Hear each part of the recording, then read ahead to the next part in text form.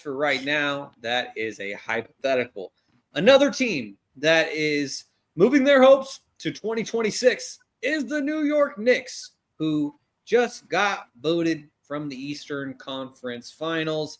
And today, we weren't able to record on a Monday for the first time in like months because I got stuck at work late yesterday, but it ultimately ended up working out just because of the news that came out today.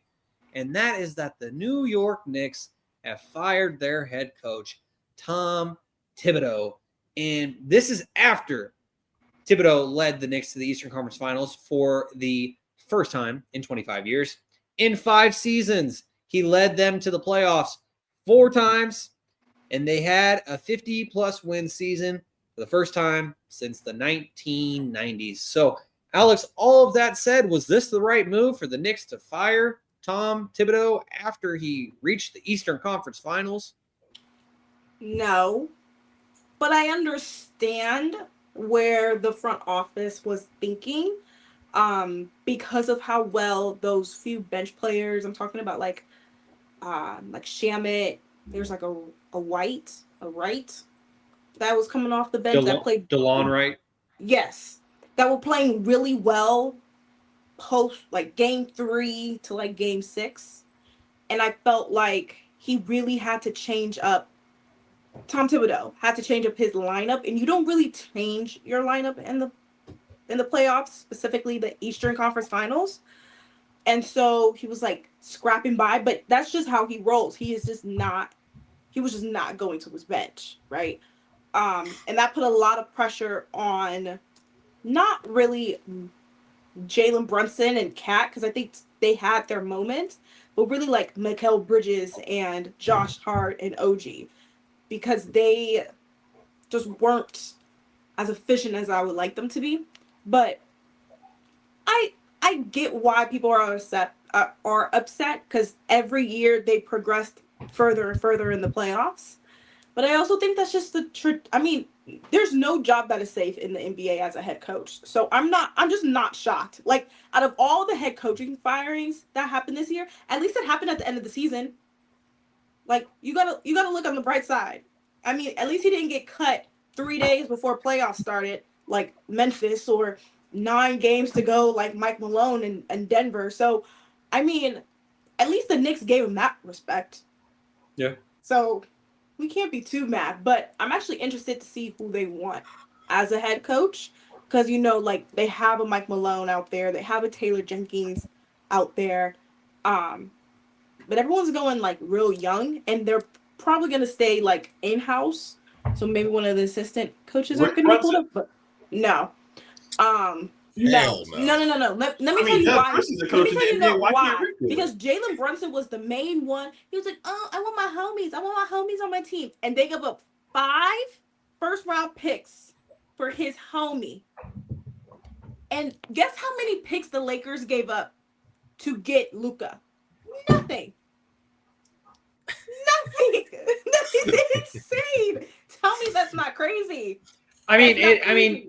It is crazy, but I will say that you can't always play the comparison game, because like we could say the same thing about the Rudy Gobert trade. It's like, just because one team made a bad trade doesn't necessarily justify another team making a bad trade. I get that, but at least Rudy Gobert had like 4 defensive player awards in the back. Like he could say that. Mikal Bridges probably have what, like maybe 1 All-Star, maybe some like 1 defensive team. That's it. I think so. Yeah. For 5 first-round picks, and the Lakers give up nothing for Luka. I mean, Anthony Davis, put some respect on his name. No, that's insane. You give up a shitload of first-round picks for Luka, because that is the type of player he is. But anyway, it doesn't matter. It happened. But yeah, that's why his little daddy is not going to be the head coach. No. They better not. Or it's not going to be the New York Knicks. It's going to be the Jalen Brunson team. Doug Christian is a basketball coach. And he ain't that type of player to be dictating everything that happens in that organization, in that franchise. He's not LeBron. So I mean, well, one thing that I will add to that point is maybe it could have just been lip service for the public and for the media. But Jalen Brunson, I don't think he was the reason that Tom Thibodeau got let go, because there was a reporter. Exactly, Jaevon, and you just read my mind of exactly what I was about to say, because in the Game 6 post-game press conference, the last question that Jalen Brunson was asked was from, I don't know what reporter, but it was some reporter who basically said, do you think that Thibodeau's the guy to lead you to the next step next year? And Jalen was like, are you really asking me that? Like, yeah, he's the guy. Like, dumb question.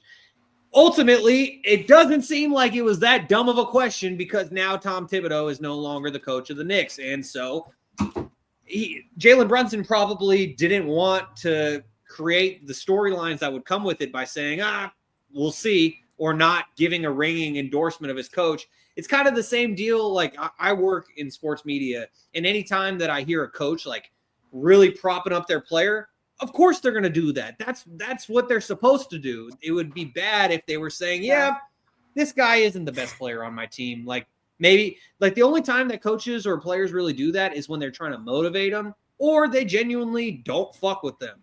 And obviously Jalen Brunson liked Tom Thibodeau enough to say, yeah, that's a dumb question. Of course I want him back. But Jaevon, what are your thoughts on this? Because just like for Alex, Tom Thibodeau was a former assistant coach for your Boston Celtics. He won a ring with the Celtics way back when, before Chicago, before Minnesota. Now he is formerly of New York. But was this the right move, Jaevon? I saw somebody tweet and said, Cat got Tom Thibodeau fired twice. I saw that. In Minnesota and in New York. I don't know if I love it, because he just signed an extension for $30 million last season. So he's got three years left still on that deal. So I think it was $30 million is still owed to him. So he'll gladly just go away and make $30 million. I'd gladly just sit back and collect check. Y'all don't want me here? Okay. Go on the golf course. I'm going to be on the golf course. I'm kicking it. As far as coaches out there, I think Michael Malone is an obvious candidate out there. We saw him on ESPN doing Western Conference coverage. Took a little shot at Jokic. I don't know how I feel about that, but I think he's a guy that's out there. Taylor Jenkins, Alex kind of mentioned all the guys. I don't know if they're going to go the assistant coach that has no head coaching experience. I don't know if they're going to go that route just based off of the team that they currently have. They're ready to win now. I don't know if you make too many crazy changes to this team, because a lot of guys are making a lot of money. Like OG's making 200, Jalen's making 200. Cat's expected to make like $60 million in the next year or 2 years. Like, his contract is kind of insane. Bridges is under contract, so it's like there's a lot of guys, making a lot of money. So I don't know what you want to do. Maybe how you'll be able to maneuver those guys around. I mean, they're just Eastern Conference Finals. You're just there. So it's gonna be a weird offseason for this Knicks team, because it's like, who wants to take on these contracts, and who's gonna be the coach? So a lot of things are kind of up in the air for New York, and as I would like to say for my Celtics, windows close fast. Life comes at you fast. 1 week you're winning the finals, you're going to do this, you're beating the shit out of the New York Knicks, you're up 20 points in game 1. The Celtics look unbeatable. All of a sudden, you blow a 20-point lead, you lose game 1, you get up 20 points again, you lose game 2. Your star player tears his Achilles. You're out in 5 games. So life comes at you fast. And I would like to say that for the Knicks, if you don't play your cards right, you could be like, the window could close very quickly. So be careful on who you choose as your head coach and how you want to go about this roster, because a lot of guys are making a lot of money. So especially in that starting 5 range too. So you're going to have to look and say which of these guys are expendable. I feel like all of them are, except Jalen Brunson. And I don't know if Cat is expendable as people want him to be because his contract is freaking insane. So, yeah, New York's they got a lot big off season for them. Kevin, I was genuinely surprised when the Knicks let go of Tom Thibodeau. Like, I saw a lot of people tweeting about it, but there's people will always say nonsense all the time. But even NBA Central put out a tweet yesterday saying the Knicks fire Tom Thibodeau, and like that. Those were they put that out yesterday. They put it out yesterday. Yeah, I was about to say maybe not Shams burner, Woj's burner, because that's what a lot of people are seeing is they're like, damn, Sentinel puts out a lot of bullshit, but sometimes Sentinel hits the nail on the head right before it happens. But anyways, Kevin, what was your reaction to this, and was it the right move for the Knicks to let go of Tom Thibodeau? Alex hit it on the nail. Coaching in the NBA is like getting into Harvard. You got to get a perfect SAT. You can do everything and still not get in. We've seen guys like Taylor Jenkins, multiple number 2 seeds, 40-plus win games, fired in March. Mike Malone won an NBA championship, fired 9 games before the playoffs. Mike Brown ended a 16-year playoff drought. Coach of the year, fired. Tibbs, coach of the year, fired. Those last 6 coaches that have won coach of the year have been fired. Mike Brown, Monty Williams, Tom Thibodeau, Mike Budenholzer, and Dwayne Casey. What do you have to do to keep a job? 2 of those coaches won championships. The Bucks don't have that many championships, and Mike Budenholzer is the key asset to them winning that championship. I don't know what Tom Thibodeau had to do to keep that team. I don't know what he had to do to keep that job. Like Alex said, they're only getting better and better. And there's people in the world that believe if Jalen Brunson doesn't get hurt game 7 last year, they go to the ECF. They were right there. And now you're one game away. If game 1 doesn't happen, like I said, there was a game 7, and who knows what could happen. But they have had one playoff series in the past 20 years where they won without Tom Thibodeau. As soon as Tom Thibodeau gets there, they win 4. So it's like he won 24 playoff games to the Knicks 7 in the past 20 years, and those all came from Mike Woodson in the 2012 to 2014 era with Carmelo Anthony and Morris Stoudemire. So this team has not seen a lot of winning. So when you get to this peak, and people want to say, "Yeah, Kevin, he plays his guys too much. He does this, he does that. He doesn't know how to coach. Look what he did to D Rose." Shams came on ESPN and said, "My phone is blowing up because everyone around the league is like, what the hell? Like, what is happening? You are 2 games away from the NBA Finals, and you blow this team up." Jalen Brunson went out there, like Shaun mentioned, post-game game 6, saying, "Are you really going to ask me that question?" Of course he's the guy. Kings fans, we've seen it. De'Aaron Fox came out there and said, You're getting rid of the coach, you can get rid of me next. Alex said everyone could go besides Jalen. Now you have a disgruntled superstar. Now, how does this play out? If Jalen Brunson requests a trade, this is a guy who took $130 less million for them to build this team. And you hear him publicly go about his coach and say, "This is the guy. He's our guy."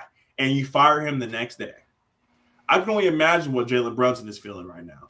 And if you lose Jalen Brunson, I never thought about that. We're all going to ask ourselves, was it worth it? Because you can ask the Kings fans, Shaun and I included, I would rather have Mike Brown here because Mike Brown brings De'Aaron Fox. When you have a team like that, De'Aaron Fox wasn't taking less money, but Jalen Brunson literally took less money for them to keep this team. They went into the first day of training camp, woke up that morning with Julius Randle and Dante DiVincenzo, went to sleep and woke up with Karl Anthony Towns, and was 2 games away from the NBA Finals. Just to have that kind of turnaround that quick, and you can say, Kevin, they play all these minutes. They were still 2 games away from the Eastern Conference Finals. This team got dismantled. The Pacers understood if they make this a 6-7 game series, at some point they're going to fall apart.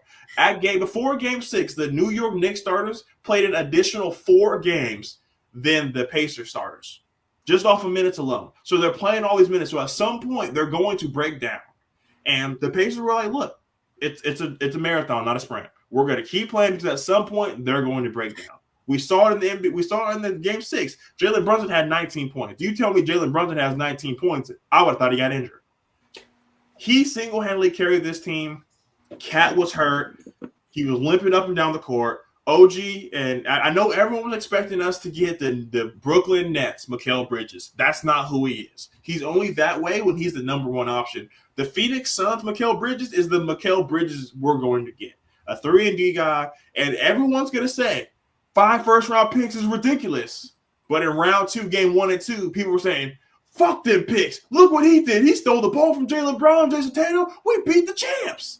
And everyone was all good. So it's a roller coaster of emotions. But long story short, if this is the reason why Jalen Brunson asked out, I'm not saying he's going to, but he just embraced his coach. We've seen it in the NBA over and over. The Knicks are going to kick themselves in the ass. At least it was at the end of the season. Yeah. You got to give New York some credit, man. Without how crazy these firings have been, at least they had some dignity. But he's been the best Knicks coach of the past century. That's true. And like Toddy said, you just paid him 30 M's. Yeah. We are paying Mike Brown for the next 3 seasons for him to sit at home in El Dorado Hills. Yeah, exactly. From a business perspective, this was horrible. Like, I don't know what they do in the business. I don't get it. It doesn't make sense. Arguably, Tom Thibodeau was the best Knicks coach since Pat Riley. Yes. I mean, easy. Yeah, the Knicks made it to the finals in '99, but that was kind of a fluke of a run, and it ultimately didn't end up with a championship. And so, yeah, it was a mind-boggling move to me, and so I guess we'll have to wait and see how it plays out as we continue.